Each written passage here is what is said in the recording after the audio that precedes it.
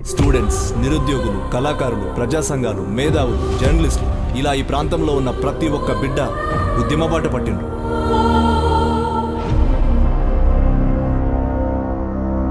దొరల పాలన మన తాతలు చూసిండ్రు, నేడు మనం చూస్తున్నాం. వాళ్ళు చెప్పిందే న్యాయం, వాళ్ళు చేసిందే కానూరు.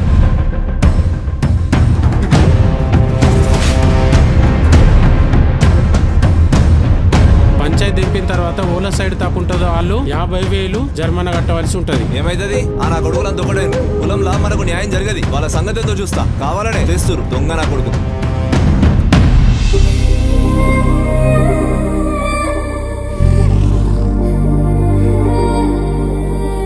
ఏంటి చిన్ని, ఏదో ప్రాబ్లం ఉందని ఫోన్ చేసినావు?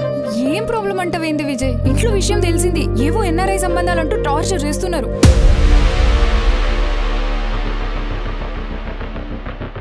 ఆ విజయ్ గడికి అది చిన్న కేసురా, వారంలో బయటకు వస్తుంది. మళ్ళీ తుపాకీ పట్టే టైం వచ్చింది తమ్ముడు. నేను ఫైనల్ డిసిషన్ తీసుకున్నా, ఇక సావో రేవో తేల్చుకుందామని వెళ్తున్నా. పనివంతుడు పందిరేస్తున్నట్ట, కుక్కతో తగిలి కూలిపోయిందట. దొరికిండా నా కొడుకు?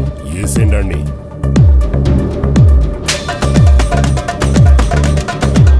ఏ పదవితో అయితే వాళ్ళు అరాచకాలు సృష్టిస్తుండ్రో ఆ పదవి లేకుండా చేస్తే మన పోరాటం అణచివేయబడ్డ పేద ప్రజల కోసం. ఇక్కడ భూస్వాములు, పెత్తందారీ వ్యవస్థ అంతం చేయడమే మన ప్రధాన లక్ష్యం. ఓ మంత్రి స్థాయి నాయకుడితో మీకేంటి ఇష్యూస్?